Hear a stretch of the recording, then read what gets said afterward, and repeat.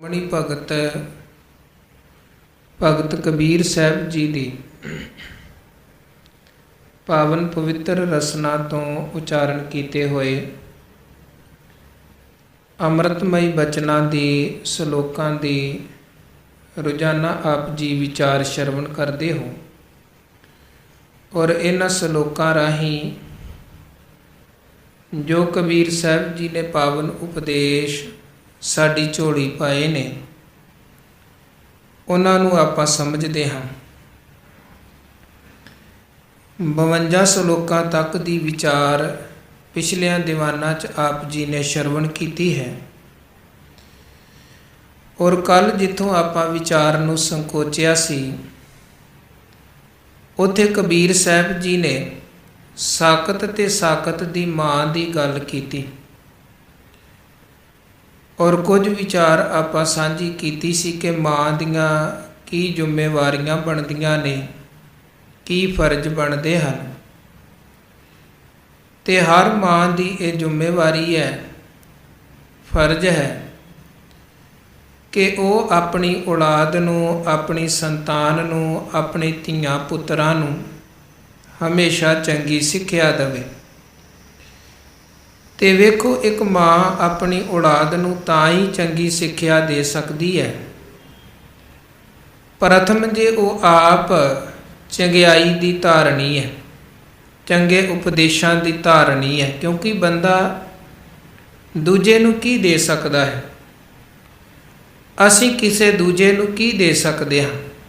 ਜੋ ਸਾਡੇ ਕੋਲ ਹੈ ਉਹੀ ਬੰਦਾ ਦੂਜਿਆਂ 'ਚ ਵੰਡੇਗਾ, ਦੂਜਿਆਂ ਨੂੰ ਦੇਵੇਗਾ। ਜੋ ਸਾਡੇ ਕੋਲ ਆਪ ਨਹੀਂ ਹੈ ਉਹ ਅਸੀਂ ਕਿਸੇ ਦੂਜੇ ਨੂੰ ਕਿੱਥੋਂ ਦੇ ਦੇਵਾਂਗੇ? ਜੇ ਕਿਸੇ ਕੋਲ ਧਨ ਹੈ ਉਹ ਧਨ ਦੇ ਸਕਦਾ ਹੈ, ਕਿਸੇ ਕੋਲ ਧਰਮ ਹੈ ਉਹ ਧਰਮ ਦੇ ਸਕਦਾ ਹੈ। ਜਿਹਦੇ ਕੋਲ ਧਨ ਨਹੀਂ ਹੈ ਉਹ ਧਨ ਕਿੱਦਾਂ ਵੰਡੇਗਾ? ਜਿਹਦੇ ਕੋਲ ਧਰਮ ਨਹੀਂ ਹੈ ਉਹ ਅੱਗੇ ਦੂਜਿਆਂ ਨੂੰ ਧਰਮ ਦਾ ਧਾਰਨੀ ਕਿੱਦਾਂ ਬਣਾਏਗਾ? ਜਿਹਦੇ ਕੋਲ ਗੁਣ ਹਨ ਉਹ ਗੁਣ ਵੰਡੇਗਾ, ਜਿਹਦੇ ਕੋਲ ਅਵਗੁਣ ਨੇ ਉਹ ਅਵਗੁਣ ਵੰਡੇਗਾ। ਕਿਉਂਕਿ ਜੋ ਹੈ ਉਹੀ ਕੁਝ ਦੂਜਿਆਂ ਨੂੰ ਦੇ ਸਕਦੇ ਹਨ। ਇਸ ਕਰਕੇ ਇੱਕ ਮਾਂ ਦੇ ਲਈ ਪ੍ਰਥਮ ਜ਼ਰੂਰੀ ਹੈ ਕਿ ਉਹ ਆਪ ਗੁਰਮਤਿ ਦੀ ਧਾਰਨੀ ਬਣੇ, ਗੁਰੂ ਕੇ ਉਪਦੇਸ਼ਾਂ ਦੀ ਧਾਰਨੀ ਬਣੇ, ਗੁਣਾਂ ਦੀ ਧਾਰਨੀ ਬਣੇ, ਵਾਹਿਗੁਰੂ ਜੀ ਦੇ ਨਾਮ ਦੀ ਧਾਰਨੀ ਹੋਵੇ। ਉਦੋਂ ਬਾਅਦ ਉਹ ਫਿਰ ਆਪਣੀ ਔਲਾਦ ਨੂੰ ਵੀ ਇਹ ਚੀਜ਼ਾਂ ਅੱਗੇ ਦੇਵੇ। ਤੇ ਸਿਆਣੇ ਵਿਚਾਰਵਾਨਾਂ ਦਾ ਇੱਕ ਬੜਾ ਪਿਆਰਾ ਕਥਨ ਹੈ ਕਿ ਬੱਚੇ ਨੂੰ ਧਰਮ ਦੀ ਸਿੱਖਿਆ ਕਦੋਂ ਦੇਣੀ ਚਾਹੀਦੀ ਹੈ ਤੇ ਉਹਦਾ ਉਹ ਉੱਤਰ ਇਹ ਦਿੰਦੇ ਹਨ ਕਿ ਉਹਦੇ ਜਨਮ ਤੋਂ 25 ਸਾਲ ਪਹਿਲਾਂ। ਤੇ ਹੁਣ ਅਸੀਂ ਪੁੱਛਾਂਗੇ ਬੱਚੇ ਦਾ ਜਨਮ ਤਾਂ ਹੁਣ ਹੋਇਆ, ਇਹਦੇ 25 ਸਾਲ ਪਹਿਲਾਂ ਇਹਨੂੰ ਧਰਮ ਦੀ ਸਿੱਖਿਆ ਕਿੱਦਾਂ ਦਿੱਤੀ ਜਾ ਸਕਦੀ ਹੈ?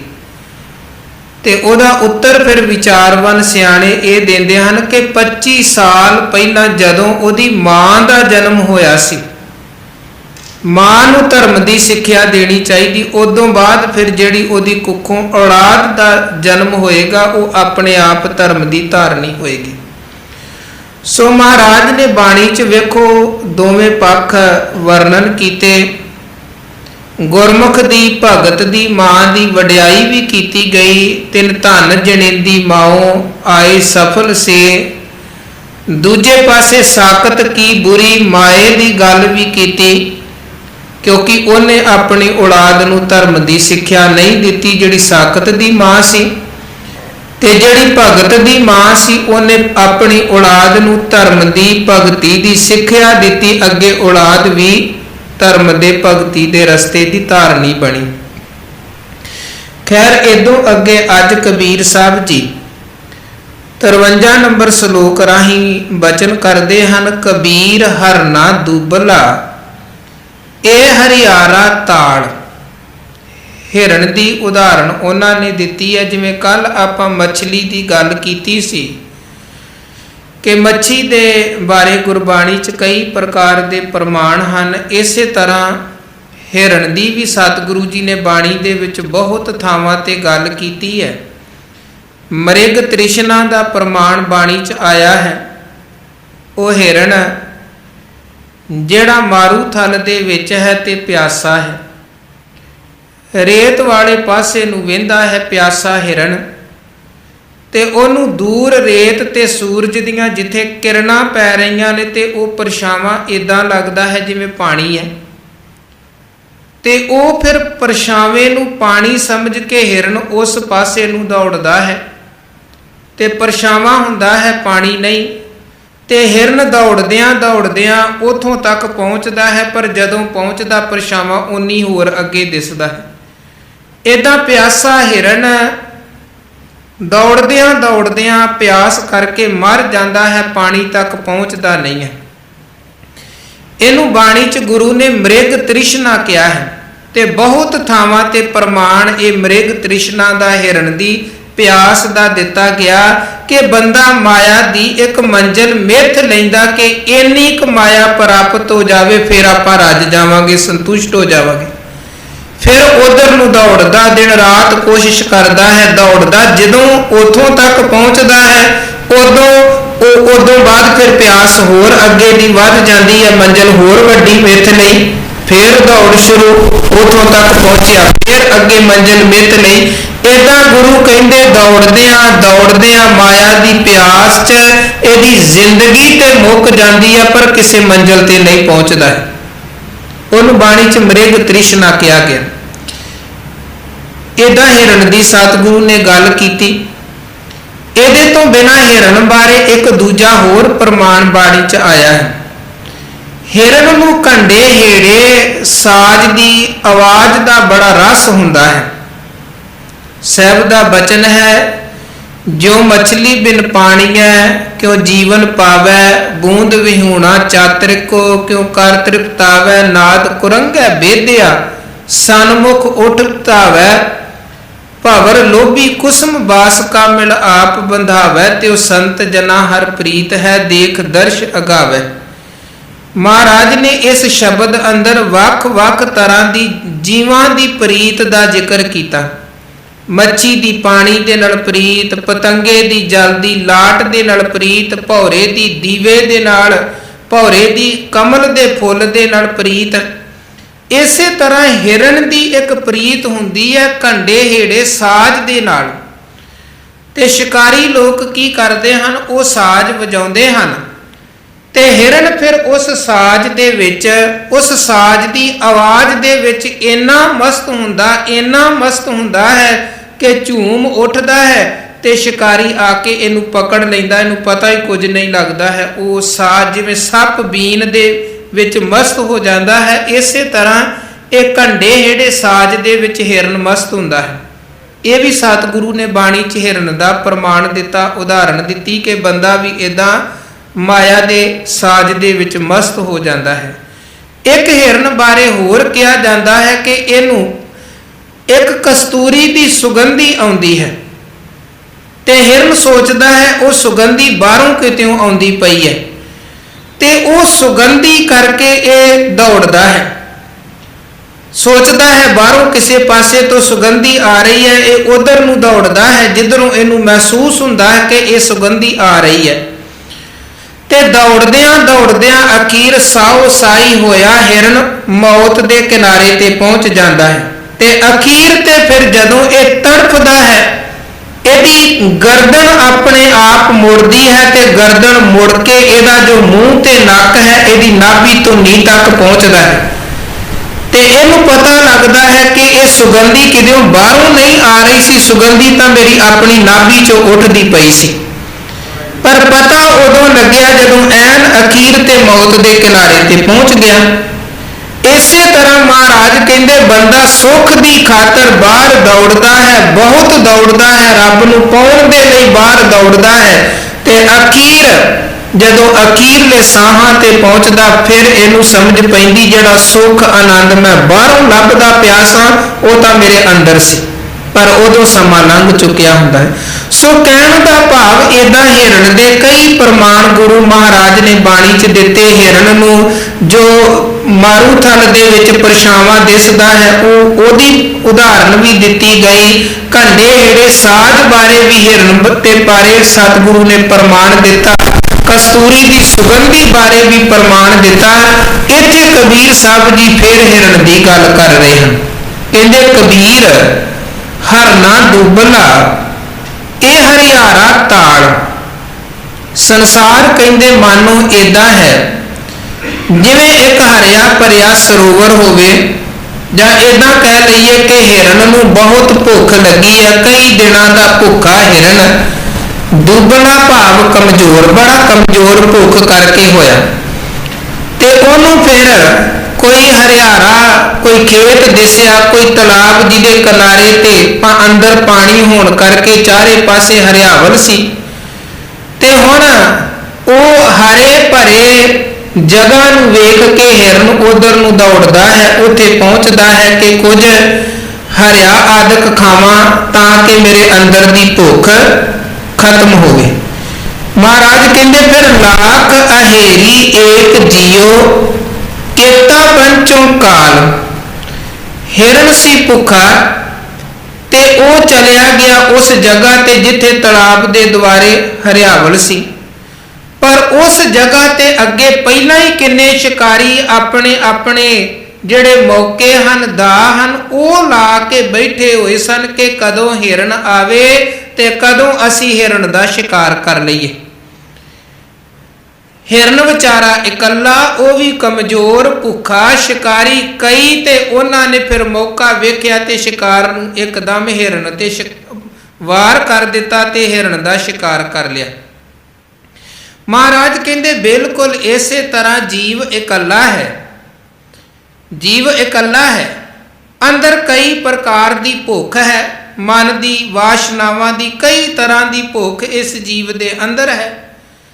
ਇਹ ਹੁਣ ਪਦਾਰਥਾਂ ਦੇ ਰਸ ਵੇਂਦਾ ਹੈ ਤੇ ਉਸ ਪਾਸੇ ਨੂੰ ਤੁਰ ਪੈਂਦਾ ਹੈ ਕਿ ਸ਼ਾਇਦ ਪਦਾਰਥਾਂ ਚੋਂ, ਵਿਸ਼ਿਆਂ ਚੋਂ, ਇਧਰੋਂ ਉਧਰੋਂ ਮੇਰੇ ਅੰਦਰ ਦੀ ਜਿਹੜੀ ਪਿਆਸ ਹੈ ਉਹ ਬੁੱਝ ਜਾਏਗੀ, ਭੁੱਖ ਹੈ ਉਹ ਮੁੱਕ ਜਾਏਗੀ, ਤੇ ਜੀਵ ਫਿਰ ਉਧਰ ਨੂੰ ਤੁਰਦਾ ਹੈ। ਅੱਗੇ ਗੁਰੂ ਕਹਿੰਦੇ ਵਿਕਾਰ ਜਿਹੜੇ ਹਨ, ਵਿਕਾਰਾਂ ਰੂਪੀ ਸ਼ਿਕਾਰੀ, ਉਹ ਆਪਣੇ ਵੱਲੋਂ ਸੰਨ ਲਗਾ ਕੇ ਮੌਕਾ ਤਾੜ ਕੇ ਬੈਠੇ ਹੁੰਦੇ ਹਨ ਤੇ ਇਹ ਜੀਵ ਨੂੰ ਆਪਣੇ ਘੇਰੇ ਦੇ ਵਿੱਚ ਪਾ ਲੈਂਦੇ ਹਨ, ਆਪਣਾ ਸ਼ਿਕਾਰ ਬਣਾ ਲੈਂਦੇ ਹਨ।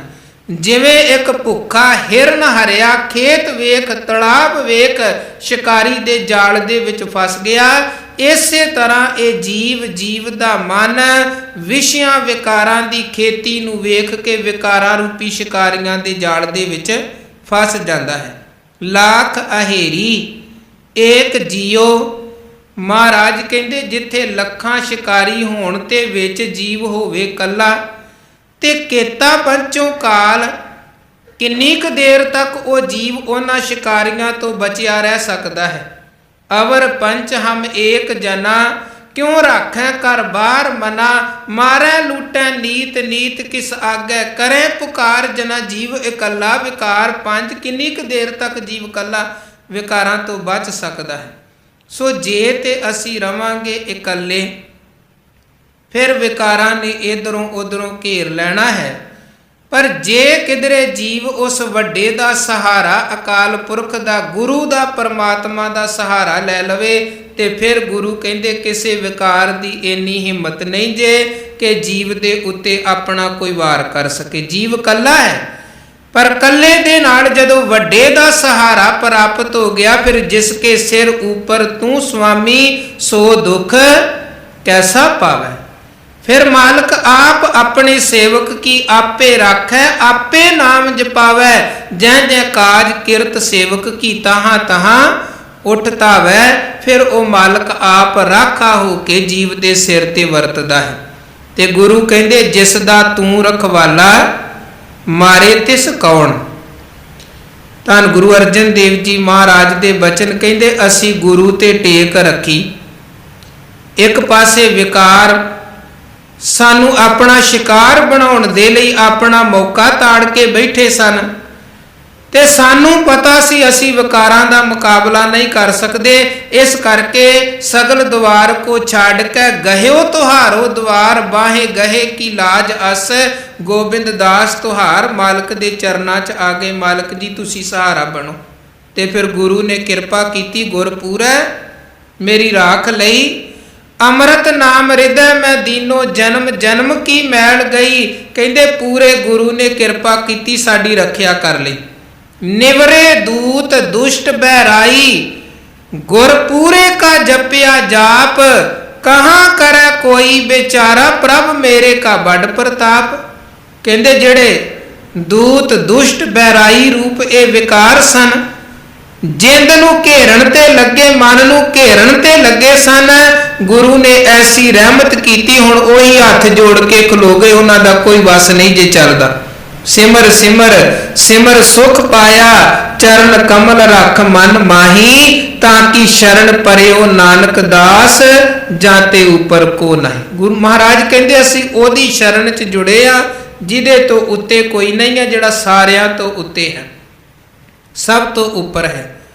ਉਹਦੀ ਸ਼ਰਨ ਦੇ ਵਿੱਚ ਜੁੜਨ ਦੀ ਫਿਰ ਵਡਿਆਈ ਇਹ ਵਰਤੀ ਕਿ ਕਿਸੇ ਵਿਕਾਰ ਦੀ ਹਿੰਮਤ ਨਹੀਂ ਪਈ, ਸਾਡੀ ਨਿਮਾਣੀ ਜਿੰਦ ਦੇ ਉੱਪਰ ਉਹ ਆਪਣਾ ਪ੍ਰਭਾਵ ਪਾ ਸਕੇ।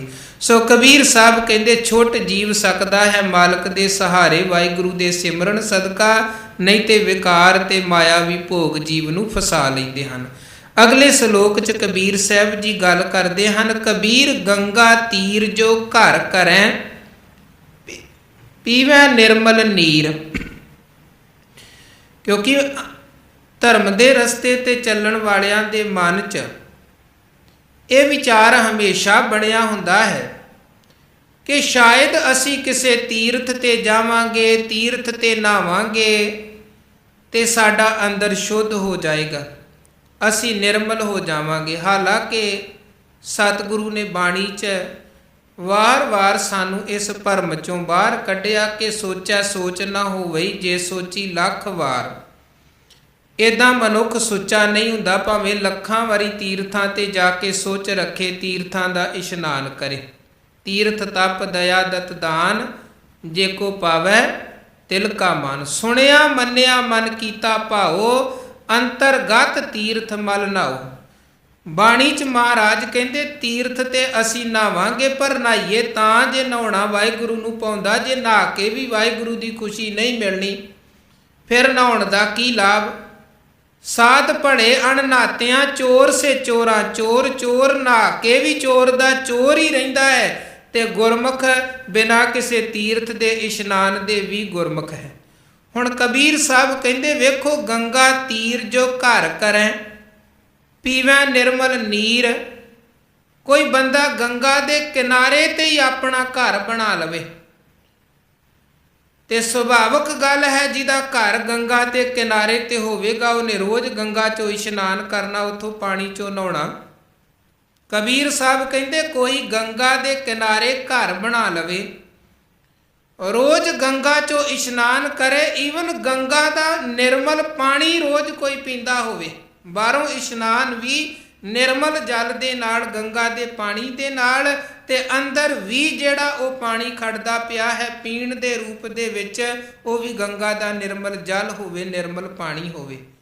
ਇੱਦਾਂ ਫਿਰ ਕਬੀਰ ਸਾਹਿਬ ਕਹਿੰਦੇ ਬੇਸ਼ੱਕ ਬੰਦਾ ਅੰਦਰੋਂ ਬਾਹਰੋਂ ਗੰਗਾ ਦੇ ਪਾਣੀ ਦੇ ਨਾਲ ਆਪਣੇ ਆਪ ਨੂੰ ਧੋਂਦਾ ਤੇ ਪਾਣੀ ਪੀਂਦਾ ਪਿਆ ਹੈ, ਪਰ ਚੇਤੇ ਰੱਖਿਓ ਬਿਨ ਹਰ ਭਗਤ ਨਾ ਮੁਕਤ ਹੋਏ, ਇਉਂ ਕਹਿ ਰਮੇ ਕਬੀਰ। ਹੁਣ ਬੰਦਾ ਕਵੇ ਮੈਂ ਗੰਗਾ ਦੇ ਕਿਨਾਰੇ ਤੇ ਬਣਾ ਲਿਆ ਘਰ, ਰੋਜ਼ ਆਪਾਂ ਗੰਗਾ ਦਾ ਪਾਣੀ ਪੀਨੇ, ਗੰਗਾ 'ਚੋਂ ਨਹਾਉਂਦੇ ਹਾਂ, ਹੁਣ ਪਰਮਾਤਮਾ ਦੀ ਭਗਤੀ ਕਰਨ ਦੀ ਕੀ ਲੋੜ ਹੈ, ਅਸੀਂ ਤੇ ਗੰਗਾ 'ਚੋਂ ਨਹਾ ਕੇ ਤੇ ਗੰਗਾ ਦਾ ਪਾਣੀ ਪੀ ਕੇ ਹੀ ਪਾਰ ਲੰਘ ਜਾਣਾ ਹੈ। ਮਹਾਰਾਜ ਕਹਿੰਦੇ ਨਹੀਂ, ਬਿਨ ਹਰ ਭਗਤ ਨਾ ਮੁਕਤ ਹੋਏ। ਕਬੀਰ ਸਾਹਿਬ ਕਹਿੰਦੇ ਤੇਰਾ ਘਰ ਬੇਸ਼ੱਕ ਗੰਗਾ ਦੇ ਕੋਲ ਵੀ ਹੋਵੇ, ਪਰ ਚੇਤੇ ਰੱਖੀ ਮੁਕਤ ਤੈਨੂੰ ਪਰਮਾਤਮਾ ਦੀ ਭਗਤੀ ਨੇ ਕਰਨਾ, ਤੈਨੂੰ ਗੰਗਾ ਦੇ ਪਾਣੀ ਨੇ ਮੁਕਤ ਨਹੀਂ ਉਹ ਕਰਨਾ, ਮੁਕਤ ਪਰਮਾਤਮਾ ਦੀ ਭਗਤੀ ਨੇ ਕਰਨਾ। ਕਿਉਂਕਿ ਬੜੇ ਲੋਕ ਬਨਾਰਸ ਐਸੇ ਸਨ ਜਿਹੜੇ ਕਦੇ ਰੱਬ ਨੂੰ ਧਿਆਉਂਦੇ ਨਹੀਂ ਸਨ ਤੇ ਸੋਚਦੇ ਸਨ ਗੰਗਾ ਦੇ ਕਿਨਾਰੇ ਰਹਿੰਦੇ ਹਾਂ ਤੇ ਸਾਡਾ ਇਸੇ ਦੇ ਨਾਲ ਉਧਾਰ ਹੋ ਜਾਣਾ। ਕਿਸੇ ਦਾ ਘਰ ਗੁਰੂ ਘਰ ਦੇ ਗੁਰਦੁਆਰਾ ਸਾਹਿਬ ਦੇ ਬਿਲਕੁਲ ਨਾਲ ਹੋਵੇ, ਬੇਸ਼ੱਕ ਕੰਧ ਦੇ ਨਾਲ ਕੰਧ ਰਲਦੀ ਹੋਵੇ, ਬਲਕਿ ਅੰਦਰ ਵੀ ਬੰਦਾ ਰਹਿੰਦਾ ਹੋਵੇ, ਜੇ ਗੁਰੂ ਕੀ ਬਾਣੀ, ਗੁਰੂ ਕੇ ਉਪਦੇਸ਼, ਪਰਮਾਤਮਾ ਦੀ ਭਗਤੀ ਦੇ ਨਾਲ ਨਹੀਂ ਜੁੜਿਆ ਤੇ ਉਹਦਾ ਉਧਾਰ ਨਹੀਂ ਹੈ। ਉਹਦਾ ਗੱਲ ਇਹ ਨਹੀਂ ਹੈ ਆਪਾਂ ਕਿੰਨਾ ਨੇੜੇ ਹਾਂ ਸਰੀਰ ਕਰਕੇ ਜਾਂ ਸਰੀਰ ਕਰਕੇ ਕਿੰਨਾ ਦੂਰ ਹਾਂ। ਗੱਲ ਇਹ ਹੈ ਅੰਦਰੋਂ ਕਿੰਨਾ ਨੇੜੇ ਹਾਂ ਤੇ ਅੰਦਰੋਂ ਕਿੰਨਾ ਦੂਰ ਹਾਂ, ਅੰਦਰੋਂ ਜੁੜੇ ਹਾਂ ਕਿ ਨਹੀਂ ਜੁੜੇ ਹਾਂ। ਹਰ ਇੱਕ ਦੇ ਲਈ ਗੁਰੂ ਸਾਹਿਬਾਨਾਂ ਦੇ ਆਪਣੇ ਬੱਚੇ ਵੀ ਸਨ। ਮਹਾਰਾਜ ਨੇ ਉਹਨਾਂ ਨੂੰ ਵੀ ਇਹੀ ਉਪਦੇਸ਼ ਦਿੱਤਾ ਕਿ ਇੱਦਾਂ ਉਧਾਰ ਨਹੀਂ ਹੋਣਾ ਕਿ ਤੁਸੀਂ ਕਹੋ ਅਸੀਂ ਗੁਰੂ ਦੇ ਪੁੱਤਰ ਹਾਂ ਤੇ ਸਾਡਾ ਪਾਰ ਉਤਾਰਾ ਹੋ ਗਿਆ। ਨੇੜੇ ਨੇੜੇ ਰਹਿਣ ਵਾਲੇ ਸਿੱਖਾਂ ਨੂੰ ਵੀ ਮਹਾਰਾਜ ਨੇ ਕਿਹਾ ਗੱਲ ਇਹ ਨਹੀਂ ਕਿ ਤੁਸੀਂ ਨੇੜੇ ਰਹਿੰਦੇ ਹੋ, ਗੱਲ ਇਹ ਹੈ ਤੁਸੀਂ ਗੁਰੂ ਦਾ ਉਪਦੇਸ਼ ਕਿੰਨਾ ਧਾਰਨ ਕੀਤਾ ਹੈ।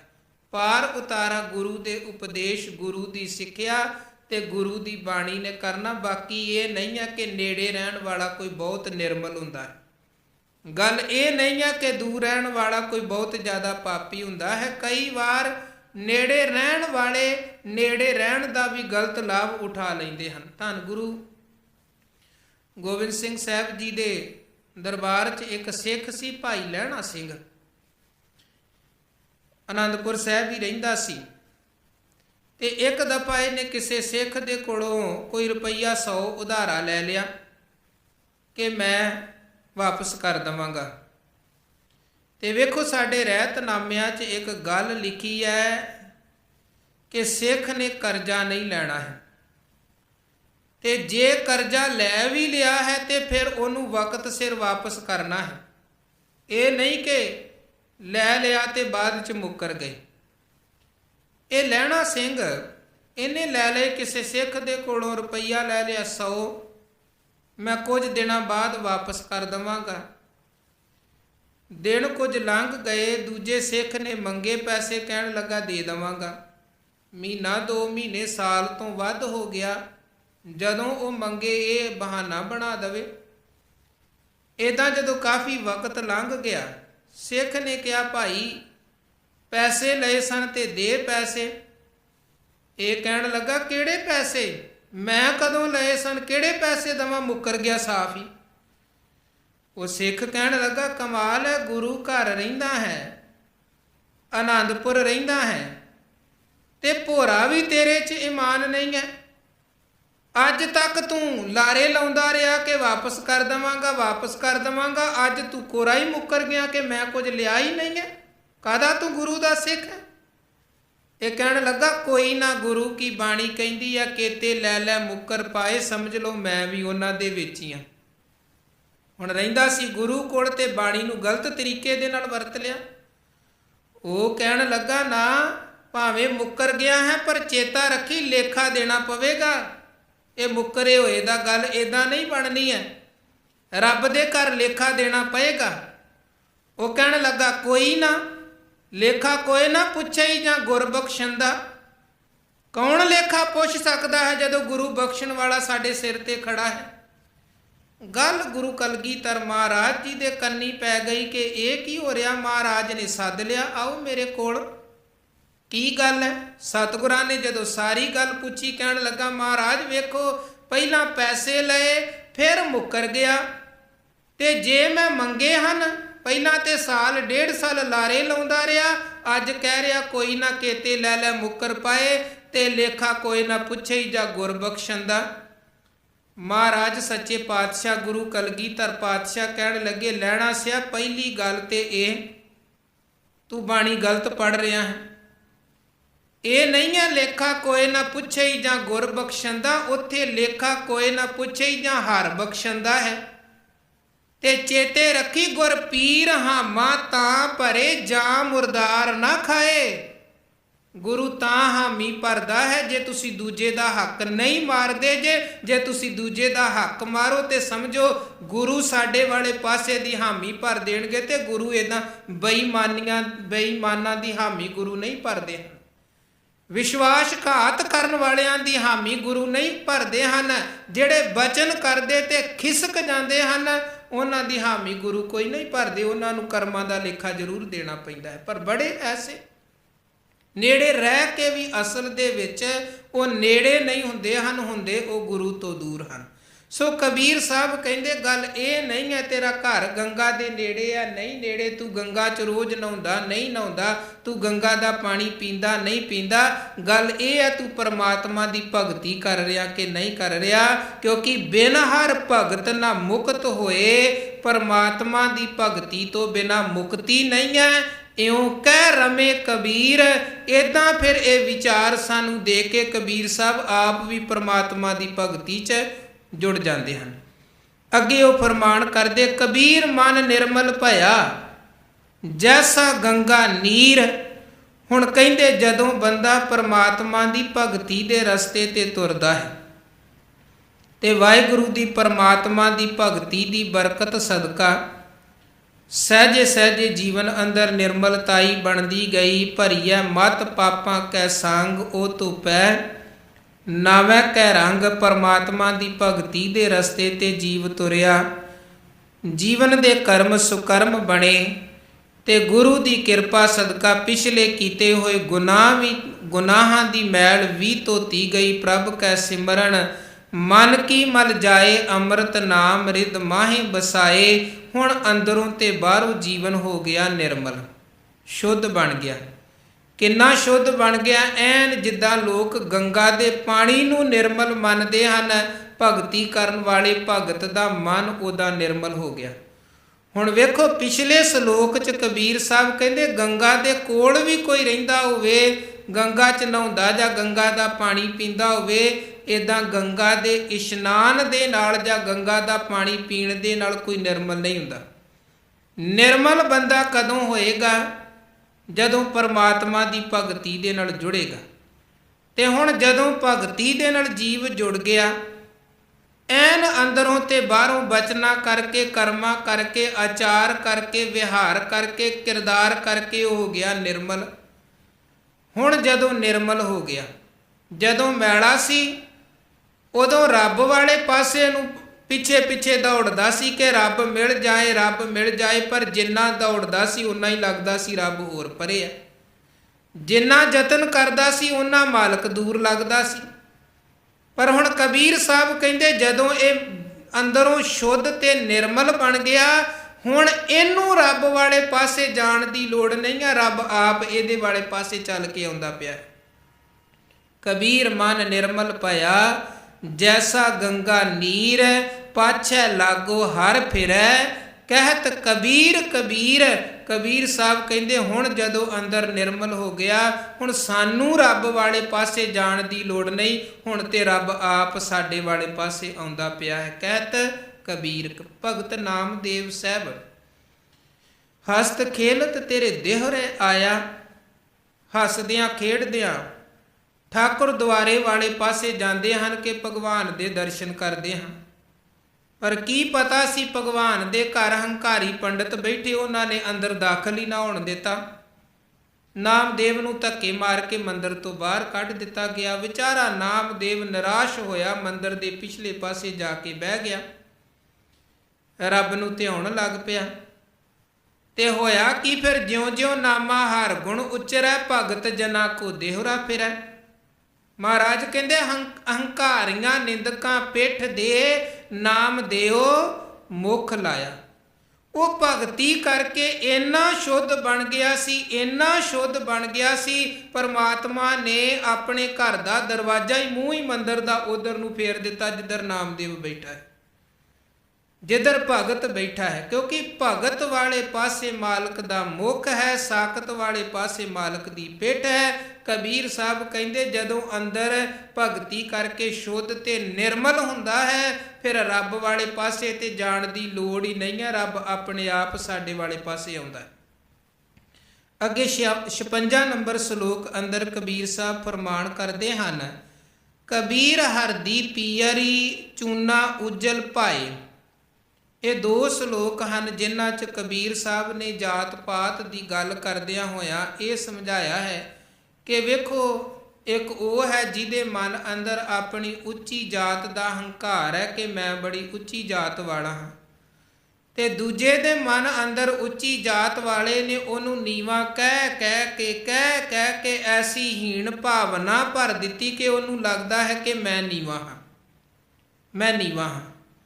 ਕਬੀਰ ਸਾਹਿਬ ਨੇ ਦੋ ਰੰਗਾਂ ਦੀ ਗੱਲ ਕੀਤੀ, ਇੱਕ ਹਲਦੀ ਦੇ ਪੀਲੇ ਰੰਗ ਦੀ ਗੱਲ, ਇੱਕ ਚੂਨੇ ਦੇ ਚਿੱਟੇ ਰੰਗ ਦੀ ਗੱਲ। ਉਹ ਕਹਿੰਦੇ ਕਬੀਰ ਹਰਦੀ ਪੀਅਰੀ ਚੂਨਾ ਉਜਲ ਭਾਏ, ਰਾਮ ਸਨੇਹੀ ਤਉ ਮਿਲੈ ਦੋਨੋਂ ਬਰਨ ਗਵਾਏ। ਹੁਣ ਜਦੋਂ ਹਲਦੀ ਤੇ ਚੂਨਾ ਇਹਨਾਂ ਦੋਵਾਂ ਨੂੰ ਆਪਸ ਦੇ ਵਿੱਚ ਮਿਲਾ ਦਿੱਤਾ ਜਾਵੇ ਤੇ ਫਿਰ ਨਾ ਹਲਦੀ ਦਾ ਪੀਲਾ ਰੰਗ ਰਹਿੰਦਾ ਹੈ, ਨਾ ਚੂਨੇ ਦਾ ਚਿੱਟਾ ਰੰਗ ਰਹਿੰਦਾ। ਇਹਨਾਂ ਦੋਵਾਂ ਦੇ ਰਲਣ ਦੇ ਨਾਲ ਇੱਕ ਤੀਜਾ ਲਾਲ ਰੰਗ ਇਹਨਾਂ ਦੇ ਮਿਲਾਪ 'ਚੋਂ ਪੈਦਾ ਹੁੰਦਾ ਹੈ। ਤੇ ਬਾਣੀ 'ਚ ਗੁਰੂ ਨੇ ਲਾਲ ਰੰਗ ਦੀ ਵੈਸੇ ਵੀ ਬੜੀ ਵਡਿਆਈ ਕੀਤੀ ਹੈ ਕਿ ਲਾਲ ਰੰਗ ਤਿਸ ਕੋ ਲੱਗਾ ਜਿਸਕੇ ਬੜ ਭਾਗਾ। ਮਹਾਰਾਜ ਕਹਿੰਦੇ ਰਾਮ ਸਨੇਹੀ ਤਉ ਮਿਲੈ ਦੋਨੋਂ ਬਰਨ ਗਵਾਏ। ਪਰਮਾਤਮਾ ਦਾ ਪਿਆਰ ਤੇ ਪਰਮਾਤਮਾ ਦਾ ਮਿਲਾਪ ਤਾਂ ਪ੍ਰਾਪਤ ਹੁੰਦਾ ਹੈ ਜੇ ਅੰਦਰੋਂ ਪੀਲਾ ਰੰਗ ਵੀ ਖਤਮ ਹੋ ਜਾਵੇ, ਜੇ ਅੰਦਰੋਂ ਚਿੱਟਾ ਰੰਗ ਵੀ ਖਤਮ ਹੋ ਜਾਵੇ। ਭਾਵ ਆਪਣੀ ਉੱਚੀ ਜਾਤ ਦਾ ਹੰਕਾਰ ਵੀ ਮੁੱਕ ਜਾਏ ਤੇ ਨੀਵੀਂ ਜਾਤ ਦੀ ਹੀਣ ਭਾਵਨਾ ਜੇ ਮੁੱਕ ਗਈ ਤੇ ਫਿਰ ਰੱਬ ਦੀ ਖੁਸ਼ੀ ਤੇ ਰੱਬ ਦਾ ਮਿਲਾਪ ਪ੍ਰਾਪਤ ਹੁੰਦਾ ਹੈ। ਫਿਰ ਇਸੇ ਲੜੀ ਨੂੰ ਅੱਗੇ ਤੋਰਦਿਆਂ ਉਹ ਕਹਿੰਦੇ ਕਬੀਰ ਹਰਦੀ ਪੀਰ ਤਨ ਹਰੈ ਚੂਨ ਚਿਹਨ ਨਾ ਰਹਾਏ। ਜਦੋਂ ਹਲਦੀ ਦਾ ਪੀਲਾਪਨ ਤੇ ਚੂਨੇ ਦਾ ਚਿੱਟਾਪਨ ਨਹੀਂ ਰਹਿੰਦਾ ਹੈ, ਭਾਵ ਉੱਚੀ ਜਾਤ ਦਾ ਹੰਕਾਰ ਮੁੱਕ ਗਿਆ, ਨੀਵੀਂ ਜਾਤ ਵਾਲੀ ਹੀਨ ਭਾਵਨਾ ਮੁੱਕ ਗਈ। ਬਲਹਾਰੀ ਇਹ ਪ੍ਰੀਤ ਕੋ ਜਿਹ ਜਾਤ ਬਰਨ ਕੁਲ ਜਾਏ। ਕਹਿੰਦੇ ਉਹ ਪਰਮਾਤਮਾ ਦੀ ਨਿਰੰਕਾਰ ਦੀ ਉਸ ਪ੍ਰੀਤ ਤੋਂ ਅਸੀਂ ਬਲਿਹਾਰ ਤੇ ਕੁਰਬਾਨ ਜਾਂਦੇ ਹਾਂ ਜਿਸ ਪ੍ਰੀਤ ਦੇ ਵਿੱਚ ਭਿੱਜ ਕੇ ਮਨ 'ਚੋਂ ਜਾਤ ਦਾ ਹੰਕਾਰ ਜਾਂ ਜਾਤ ਦੀ ਹੀਨ ਭਾਵਨਾ ਖਤਮ ਹੋ ਗਈ। ਗੁਰੂ ਮਹਾਰਾਜ ਕਹਿੰਦੇ ਪਰਮਾਤਮਾ ਦੀ ਇਬਾਦਤ ਉੱਤਮ ਹੈ ਔਰ ਉਹ ਇਬਾਦਤ ਉਹ ਭਗਤੀ ਕੋਈ ਵੀ ਕਰ ਸਕਦਾ ਹੈ। ਗੁਰੂ ਨਾਨਕ ਦੇਵ ਜੀ ਮਹਾਰਾਜ ਨੇ ਆਪਣੇ ਨਾਲ ਰੱਖਿਆ ਭਾਈ ਮਰਦਾਨਾ ਜੀ ਨੂੰ। ਤੇ ਹੁਣ ਜਿਹੜੀ ਬਰਾਦਰੀ ਦੇ ਨਾਲ ਸੰਬੰਧਿਤ ਸਨ ਭਾਈ ਮਰਦਾਨਾ ਜੀ ਅਹੰਕਾਰੀ ਜਾਤ ਅਭਿਮਾਨੀ ਲੋਕਾਂ ਦੀ ਨਜ਼ਰ ਦੇ ਵਿੱਚ ਉਹ ਨੀਵੀਂ ਜਾਤ ਹੈ। ਪਰ ਜਦੋਂ ਕੋਈ ਗੁਰੂ ਨਾਨਕ ਮਹਾਰਾਜ ਨੂੰ ਪੁੱਛਦਾ ਹੈ ਇਹ ਕੌਣ ਹੈ ਤੇ ਗੁਰੂ ਨਾਨਕ ਸਾਹਿਬ ਕਹਿੰਦੇ ਨੇ ਇਹ ਮੇਰਾ ਭਰਾ ਹੈ। ਹਰਿਦੁਆਰ ਭੋਜਨ ਤਿਆਰ ਕਰਨਾ ਸੀ, ਮਹਾਰਾਜ ਸੱਚੇ ਪਾਤਸ਼ਾਹ ਜੀ ਨੇ ਭਾਈ ਮਰਦਾਨੇ ਨੂੰ ਭੇਜਿਆ, ਕੋਈ ਮਹਾਤਮਾ ਭੋਜਨ ਤਿਆਰ ਕਰ ਰਿਹਾ ਸੀ, ਜਾ ਉਹਦੇ ਕੋਲੋਂ ਕੁਝ ਅੱਗ ਲਿਆ ਤਾਂ ਕਿ ਅਸੀਂ ਵੀ ਆਪਣਾ ਚੁੱਲ੍ਹਾ ਬਾਲੀਏ ਤੇ ਭੋਜਨ ਪਕਾ ਲਈਏ ਆਪਣੇ ਛਕਣ ਦੇ ਲਈ। ਤੇ ਭਾਈ ਮਰਦਾਨਾ ਜਦੋਂ ਉਹਦੇ ਕੋਲ ਗਏ, ਉਹ ਕੋਈ ਵੈਸ਼ਨੂ ਸੀ,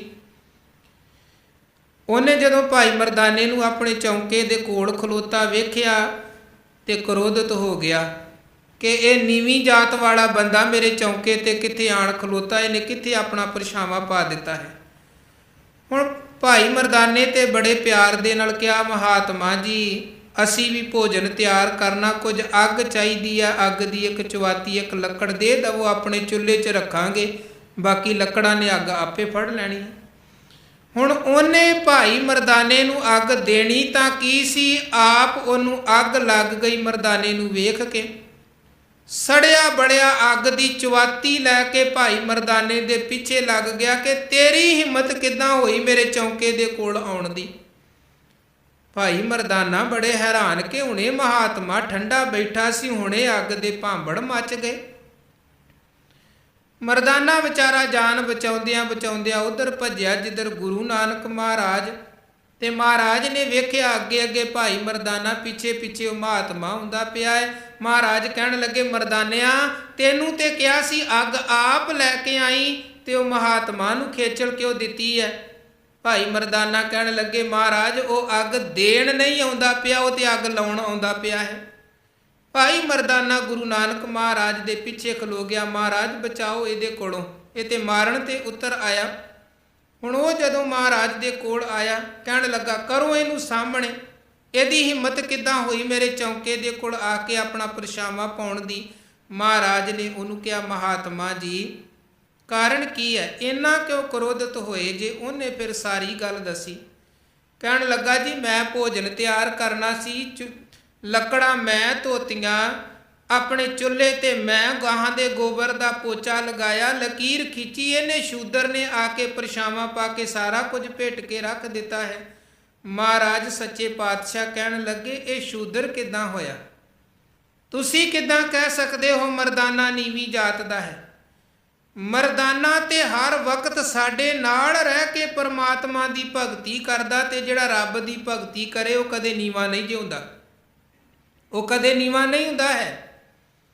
ਜਿੱਡਾ ਵੱਡਾ ਪਰਮਾਤਮਾ ਦਾ ਨਾਮ ਹੈ, ਪਰਮਾਤਮਾ ਦੀ ਭਗਤੀ ਕਰਨ ਵਾਲਾ ਵੀ ਓਡਾ ਹੀ ਵੱਡਾ ਤੇ ਉੱਚਾ ਬਣ ਜਾਂਦਾ ਹੈ। ਐਸਾ ਨਾਮ ਨਿਰੰਜਨ ਹੋਏ ਜੇ ਕੋ ਮਨ ਜਾਣੈ ਮਨ ਕੋਏ। ਮਹਾਰਾਜ ਕਹਿਣ ਲੱਗੇ ਮਰਦਾਨਾ ਕੋਈ ਨੀਵੀਂ ਜਾਤ ਦਾ ਨੀਵਾਂ ਨਹੀਂ ਹੈ। ਨੀਵੀਆਂ ਤੇ ਉਹ ਬਿਰਤੀਆਂ ਨੇ ਜਿਹੜੀਆਂ ਤੁਹਾਡੇ ਅੰਦਰ ਬੈਠੀਆਂ ਹੋਈਆਂ ਹਨ। ਕਬੁੱਧ ਡੂਮਣੀ ਕੁਦਇਆ ਕਸਾਇਣ, ਪਰ ਨਿੰਦਾ ਘਟ ਚੂਹੜੀ ਮੁੱਠੀ ਕ੍ਰੋਧ ਚੰਡਾਲ, ਕਾਰੀ ਕੱਢੀ ਕਿਆ ਥੀਐ ਜਾਂ ਚਾਰੇ ਬੈਠੀਆਂ ਨਾਲ। ਮਹਾਰਾਜ ਕਹਿੰਦੇ ਅੰਦਰੋਂ ਅੰਦਰ ਅੱਤ ਤੋਂ ਅੱਤ ਦੀਆਂ ਨੀਚ ਬਿਰਤੀਆਂ ਤੁਸੀਂ ਬਿਠਾਈਆਂ ਪਈਆਂ ਨੇ। ਆ ਤੁਹਾਡੀਆਂ ਬਾਹਰ ਦੀਆਂ ਖਿੱਚੀਆਂ ਲਕੀਰਾਂ ਕੀ ਕਰਨਗੀਆਂ ਜੇ ਤੁਹਾਡੇ ਅੰਦਰ ਨੀਚਤਾ ਬੈਠੀ ਹੋਈ ਹੈ। ਸੋ ਗੁਰੂ ਨੇ ਵੇਖੋ ਬਾਣੀ 'ਚ ਜਾਂ ਗੁਰਮਤਿ ਵਿਚਾਰਧਾਰਾ ਦੇ ਰਾਹੀਂ ਇਹ ਸਾਨੂੰ ਸਮਝਾਇਆ ਕਿ ਬਾਹਰੋਂ ਕੋਈ ਜਨਮ ਕਰਕੇ ਨਾ ਤੇ ਉੱਚਾ ਹੈ, ਜਨਮ ਕਰਕੇ ਨਾ ਕੋਈ ਨੀਵਾਂ ਹੈ। ਜਾਣੋ ਜੋਤ ਨਾ ਪੁੱਛੋ ਜਾਤੀ, ਆਗੇ ਜਾਤ ਨਾ ਹੈ। ਜਾਤ ਜਨਮ ਨੇ ਪੁੱਛੀਐ, ਸੱਚ ਕਰ ਲਿਹੋ ਬਤਾਏ। ਸਾ ਜਾਤ ਸਾ ਪਤ ਹੈ, ਜਿਹੇ ਕਰਮ ਕਮਾਏ। ਬੰਦੇ ਦੇ ਕਰਮ ਬੰਦੇ ਨੂੰ ਉੱਚਾ ਬਣਾਉਂਦੇ, ਕਰਮ ਬੰਦੇ ਨੂੰ ਨੀਵਾਂ ਬਣਾਉਂਦੇ ਨੇ।